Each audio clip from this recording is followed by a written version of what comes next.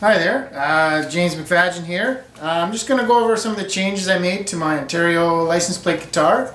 This is the second guitar that I ever made. I made a quick little video, it might still be on YouTube.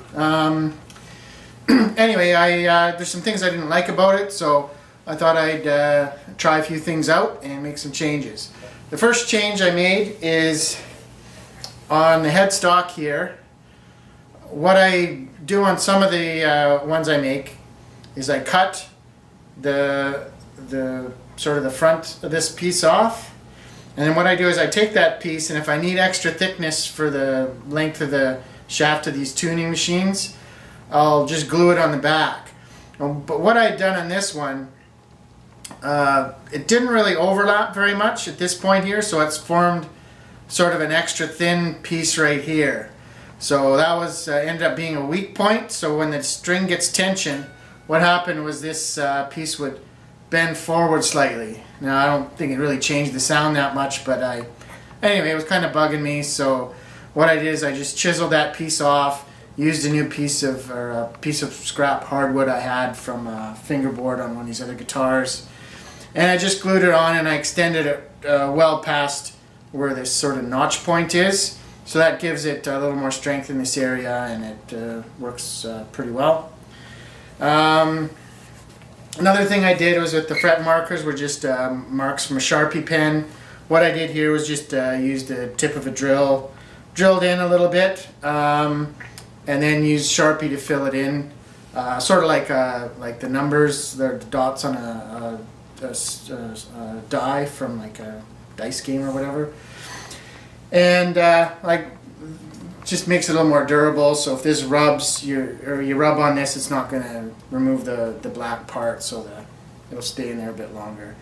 Another change I made was to add this P90 style pickup with volume control, and this is kind of a nice pickup for this type of guitar.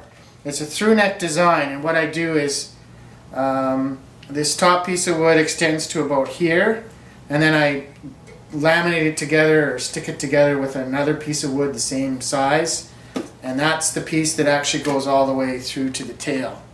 So it provides whatever gap this is, or whatever this distance this is, provides a gap between the plate and you can see the piece of wood in here where this little crown is glued to. And it just so happens that's an ideal place to put this pickup. Some of the other pickups or magnetic pickups, they have little tabs on either side, and that's what you sort of use to attach to whatever you attach it to. These boxes are too wide to attach it to the box, and the neck is too narrow to attach it to the neck. So what I've done on some of the other ones, I actually added some sort of wings to the side of the neck just to attach the pickup. This one, it almost looks like it has 8 poles here, but it's actually just 6, and then these are the mounting screws. So those are a nice distance to just screw into the wood here. So and the depth of this is actually pretty good for this type of pickup. So I think I definitely use this type of pickup again for this type of guitar. It's very easy to mount. I extended the scale length on this one a little bit, so this one's just a little over 26 inches. Usually I make them 25 inches. Another change I made was I actually screwed down the corners of the license plate. One of the reasons why I wasn't doing this before was that I kind of like leaving the license plate as sort of in its whatever natural state as possible, but this one I'd already hacked up, so I thought I'd try this out. The reason being is that I found when I mounted these plates, they tended to buzz around the edges. So what I do is sort of dish it out to make it sort of an arch top in both directions. So when I screw this down, it sort of presses against the box, so that way I don't need to glue it down, which I was also trying to avoid because I didn't want to dampen any of the sound from the plate, and I also wanted to be able to remove the plate easily if I wanted to change something like I did with this one. That worked out okay. It's just that I still had problems at the corners here, so I just thought, well, I'm going to try screwing this down, and actually worked out fairly well.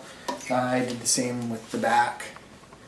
I also, like I say, added the potentiometer And I moved the plug. Before it was one of these strap pins with where you could plug a 1/4-inch jack in. That was actually the most expensive part of the guitar, so I thought, well, I'm going to take that out and maybe use it in another project, and then just stick with the cheap one here. So other than that, it's about it. Maple neck, I think it's Douglas, or no, spruce body, anyway. I don't think it's, no, maybe it is fir, anyway. I can't really remember. I'm just going to play it quickly acoustically.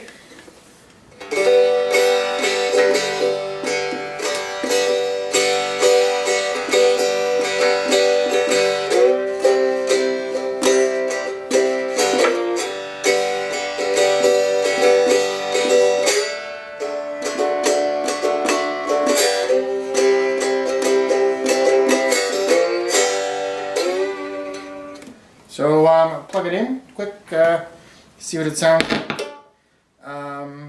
Plugged in. Now this is no reverb on a clean channel.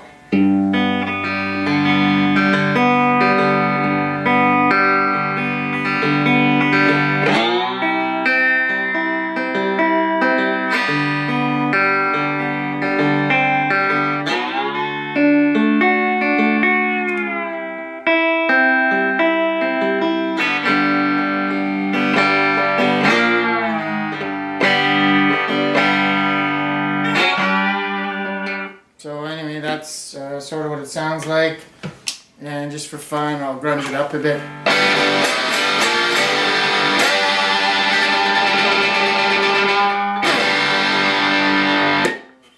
So anyway, that's my modified Ontario license plate guitar. Thanks for watching.